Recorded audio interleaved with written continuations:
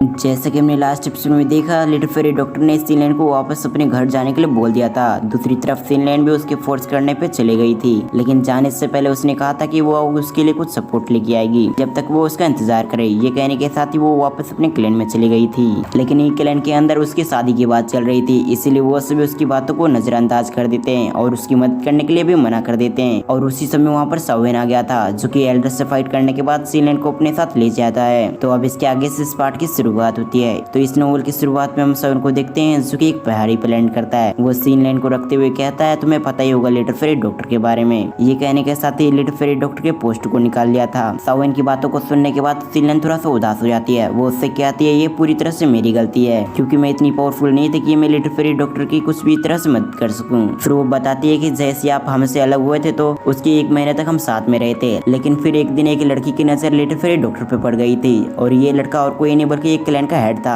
और इसके साथ ही वो लिटिल फेरी डॉक्टर को अपने साथ आने के लिए कह रहा था, इसलिए लिटिल फेरी डॉक्टर को भी काफी गुस्सा आ गया। इसलिए लिटिल फेरी डॉक्टर ने उन सभी को खत्म कर दिया। भले लिटिल फेरी डॉक्टर ने उन सभी को खत्म कर दिया, लेकिन उसकी हेड की पावर बहुत ज्यादा होती है, इसलिए लिटिल फेरी डॉक्टर को भी कुछ इंजरी हो गई थी। और जैसी उसी इंजरी हुई थी तो उसकी सील भी वीक पड़ गई, और उसकी पॉइजन बॉडी को कुछ लोगों ने महसूस कर लिया, जिस कारण से सभी लोग लिटिल फेरी डॉक्टर के पीछे पड़ गए ताकि उसे खत्म कर सके। क्योंकि पास्ट में कई सारे पॉइजन बॉडी थी, जिसकी वजह से कई सारे डिस्ट्रैक्शन हुए थे, और इसीलिए वो सभी लिटिल फेरी डॉक्टर को मारना चाहते थे। और सबसे ज्यादा एक्टिवेट थे आइस वैली, जो कि लिटिल फेरी डॉक्टर को मारना नहीं बल्कि उस पर एक्सपेरिमेंट करना चाहता था। लेकिन जब लिटिल फेरी डॉक्टर इसके लिए मना कर दी थी तो आइस वैली सबसे ज्यादा गुस्से में आ चुकी थी, इसीलिए वो बार बार लिटिल फेरी डॉक्टर को कैप्चर करने के लिए कई सारे एक्सपर्ट को भेजती है, लेकिन सभी इसमें नाकामयाब भी हो जाते हैं। और इस कारण से आइस वैली ने सभी के साथ हाथ मिलाकर लिटिल फेरी डॉक्टर पे हमला कर दिया। आइस वैली चाहती कि लिटिल फेरी डॉक्टर को वो सभी पकड़ ले, उसके बाद वो आइस वैली उन सभी वैली से काफी इसीलिए लिटिल फेरी डॉक्टर को छुड़ा लेगा, क्योंकि ऑफ कोर्स आइस वैली काफी पावरफुल थी, इसीलिए कोई भी व्यक्ति उसकी बात को मना नहीं कर सकता था।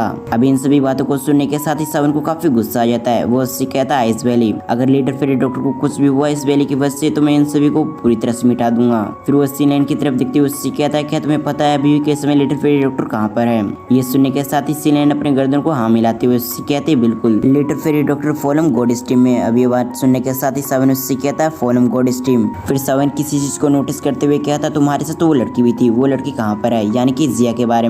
जिया का नाम सुनने के साथ ही सीनलैंड उससे कहते हैं, मुझे नहीं पता आखिर वो कहाँ पर है। उसने मुझे जाने से पहले मुझे कहा था कि उसने यहाँ पर कुछ नोटिस किया है, इसलिए वो वापस अपने घर लौट रही है। ये सुनने के साथ ही सावन फिर से हैरान हो चुका था। वो अपने मन में क्या था, यानी कि जिया अपने घर के लिए निकल चुकी है। अभी भी सावन को नहीं पता था कि आखिर वो कौन सी मैजिकल बीस्ट है और उसकी फैमिली कौन सी फैमिली है। फिर सावन ने गहरी सांसें लेने के साथ ही सीनलैंड से कहता है, अगर ऐसी बात है तो हमें जिया के बारे में नहीं बल्कि लिटिल फेरी डॉक्टर के बारे में सोचना चाहिए। ये कहने के साथ ही सीनलैंड का हाथ पकड़ लेता है और उसके अगले पल वो हवा में गायब हो जाता है। अब कुछ समय ट्रेवल करने के बाद वो सभी एक पहाड़ी पे आ चुके थे। अब इस पहाड़ी के अंदर कई सारे दरारें पड़ी हुई थी, और इस पहाड़ी के चारों तरफ खतरनाक एनर्जी फैली हुई थी। ये अभी के समय यहाँ पर कई सारे लोग मौजूद होते हैं। अब नीचे की तरफ देखते हुए सीनलैंड उससे कहती है कि यहाँ पर पहले कोई भी नहीं आता था, लेकिन अभी लिटिल फेरी डॉक्टर और इनाम के चक्कर में यहाँ पर कई सारे लोग आते हैं ताकि वो लिटिल फेरी डॉक्टर के बारे में आइस वैली को कुछ सूचना दे सके। सावन नोट करने के साथ ही सीनलैंड से सवाल करता है, तुम्हें पता है आखिर यहाँ पर कितने सारे आइस वैली के एक्सपर्ट भरे हुए हैं? इस बात का जवाब देते हुए सीनलैंड उससे कहते हैं, 2 एल्डर ने लिटिल फेरी डॉक्टर को काफी घायल किया,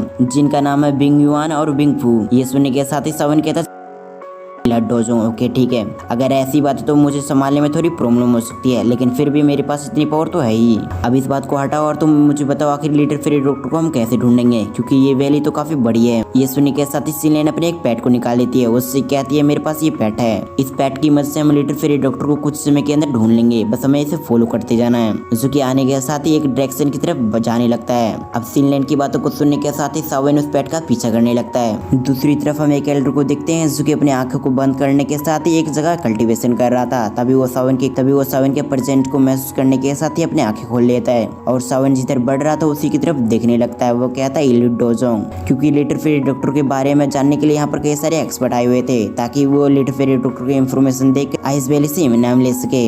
लेकिन सावन पहला ट्रू डोजोंग था जो कि यहाँ पर आया हुआ था, जिस वजह से वो हैरान हुआ था, लेकिन इसके बावजूद वो कुछ भी नहीं कहता। इसके अलावा वो अपनी आंखें बंद कर लेता है। वो अपने मन में कहता है ये यहाँ पर कुछ भी बिगाड़ नहीं सकता, क्योंकि ये अगर लिटिल फेरी डॉक्टर को बचाने भी आया तो तभी ये मुझसे हार ही जाएगा, क्योंकि ये डाओजों के 3 स्टार पे है। इधर सीन सी प्रोग्राम फिर से सवन को देखते हैं। सुकी अभी के समय सीनलैंड के पेट को पीछा कर रहा था, लेकिन तभी सवन किसी चीज को महसूस करने के साथ ही सीनलैंड को पकड़ने के साथ ही एक जगह छुप जाता है। वो अपने मन में कहता है खतरा। ये कहने के साथ ही वो दोनों सामने की तरफ देखने लगते हैं, जहाँ पर उन्हें दिखता है कि आइस वैली के यहाँ पर कई सारे एक्सपर्ट आए हुए हैं। इसके साथ ही हम एक ओल्ड मैन को देखते हैं। सुकी अभी के समय एक गुफा की तरफ देख रहा था। वो गुफा की तरफ देखते हुए उससे कहता है लड़की तुम बाहर आ जाओ, क्योंकि हमारी वैली ने चारों तरफ से तुम्हें घेर रखा है, इसलिए तुम कुछ भी कर लो लेकिन फिर भी तुम यहाँ से नहीं भाग पाओगी। उसकी ऐसी बातें सुनने के साथ ही हम उस व्हाइट फिगर को देखते हैं। सुकी और कोई नहीं बल्कि लिटिल फेरी डॉक्टर थी। लिटिल फेरी डॉक्टर अभी के समय काफी घायल होती है। इसके साथ ही वो अपने चेहरे से अपने खून को पूछते हुए उससे कहती है बिल्कुल भी नहीं, अगर तुम्हें ऐसा लगता है कि मैं सरेंडर कर दूंगा तो ऐसा तुम गलत सोच रहे हो, मैं आइस वैली के अंदर बिल्कुल नहीं जाने वाली। उसकी ऐसी बातें सुनने के साथ ही उस ओल्ड मैन को काफी गुस्सा आ जाता है। वो उससे कहता है अगर ऐसी बात है तो ठीक है। फिर इधर हमारा सीन सी प्रोग्रेस 7 पे आता है, जो कि आसपास देखते हुए कहता है 6 स्टार डाओजोंग। जो अभी लिटिल फेरी डॉक्टर से बात कर रहा था वो 6 स्टार डाओजोंग पे था।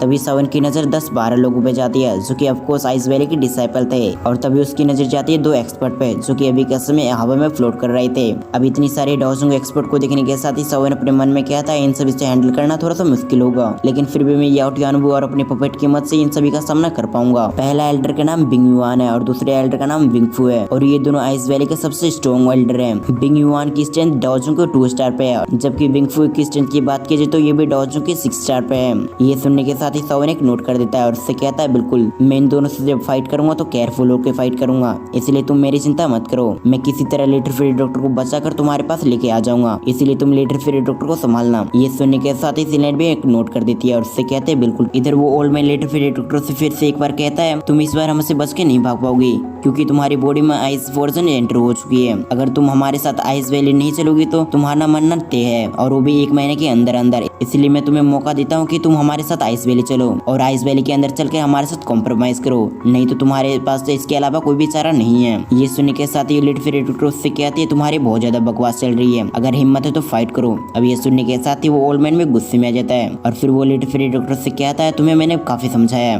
लेकिन इसके बावजूद अगर तुम मानने के लिए तैयार नहीं हो तो यही सही, मैं तुम्हें फोर्सफुली आइस वैली लेकर चलूंगा। ये कहने के साथ ही वो लड़ने के लिए पूरी तरह से तैयार हो चुका था। और इसी सीन को दिखाते हुए हमारा ये पहला पार्ट यहाँ पर एंड होता है।